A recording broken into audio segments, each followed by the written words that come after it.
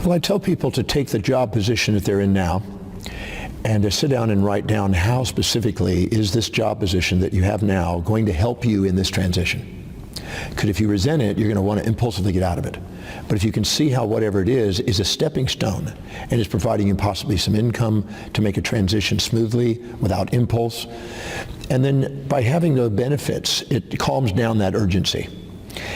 In the process of doing that, it's also wise to find somebody who's mentored that can mentor you in that area so you're not blind with fantasies.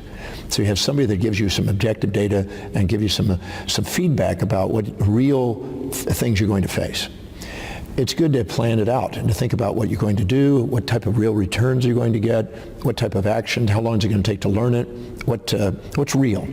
So going out and finding out and educating yourself and finding out and getting proper mentorship in that new area and linking what you're doing now to that so you can see that it wasn't a mistake, it's just a transitionary position, allows you to make a more objective outcome. Because some people go out there and think there's greener pasture over there, like in relationships, and then find out after their blind fantasy that they've had a nightmare. It's the fatal attraction, I call it. And with the fatal attraction comes Glenn Close and Michael Douglas event. So almost they should seek out someone that highlights some of the negatives with this future course as well and presents it in a more balanced sense so that they absolutely run no risk of creating this mental halo. Well, this is what I use sometimes in my presentations as a kind of a metaphor. I said, imagine somebody trying to sell you on an idea that is all upside, no downside. And then imagine if Warren Buffett was being exposed to the same idea, what do you think he would do with it? And in all probability, Warren would just walk away and say, thank you very much, and walk away. Because he would know, anybody who has any serious understanding of economics knows with every risk there's a reward, and reward there's a risk. There's always a pair of opposites. So to expect yourself to get advantages without disadvantages and challenges, either psychological challenges of having to face yourself and your own emotions, or challenges in all the variables in this so-called random market.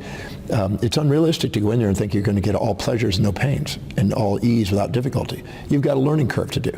And the more knowledge you have and the more mentorship you have, the higher the probability that the market works in a way where you can take advantage of it. It's about educating yourself. They said it takes 10,000 hours to master an art or some field. I think it's actually more than that, but at least 10,000 hours. So I would practice and practice and practice and practice before you go in the real thing, because you can wound yourself with easy money, getting quick rich, or losing money. You can wound yourself and sidetrack yourself. Because if you get really a good return in a very short period of time, that can actually make you not appreciate the methodical application of the tools. And if you get a loss over a large period of time, make you never want to touch it again. So it's wiser to take it in increments and educate yourself and do it and earn the right to risk and play the game properly. Love that, earning the right to risk.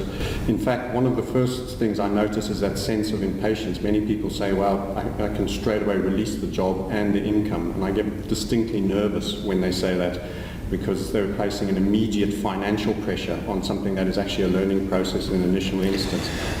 Well, what happens is fear is our friend. Almost everywhere you go, people say you need to get rid of fear, conquer fear, get over fear, get rid of fear, stay away from fear, and all this stuff. Fear is your friend. Fear lets you know when you're basically setting up a fantasy. In ancient Greece, there's a thing that they call the phobia and the philia. The phobia is something you want to walk away from, and the philia is something you want to have. Anytime you exaggerate the philia, you accentuate the phobia. So if you're having an anxiety and a fear about going from one place to the other, you probably have a fantasy and you don't have your strategic plan in place. You probably have a fantasy about the outcome that's all pleasure without pain. And that fear is your friend. It's letting you know that you need more diligence in your planning, more education in a system, and making sure you know what you're doing before you make the leap. And it's basically you're trying to avoid a pain like an animal. So we have an animal brain, that's the amygdala area of the brain, that's wanting to avoid predator and seek prey. Want to avoid fear and to seek greed. Yes. And that part usually doesn't wisely invest. That's the speculator, not the investor. But the person that actually has objective reasoning and see how what's happening is on the way, not in the way, they're more logical, they're more methodical, and they follow a strategy. If you follow a strategy, you make wealth. Follow an impulse, it usually catches you. correct. I almost call the emotional the lowest common denominator of your reactions and invariably the most painful one. That was a fabulous response.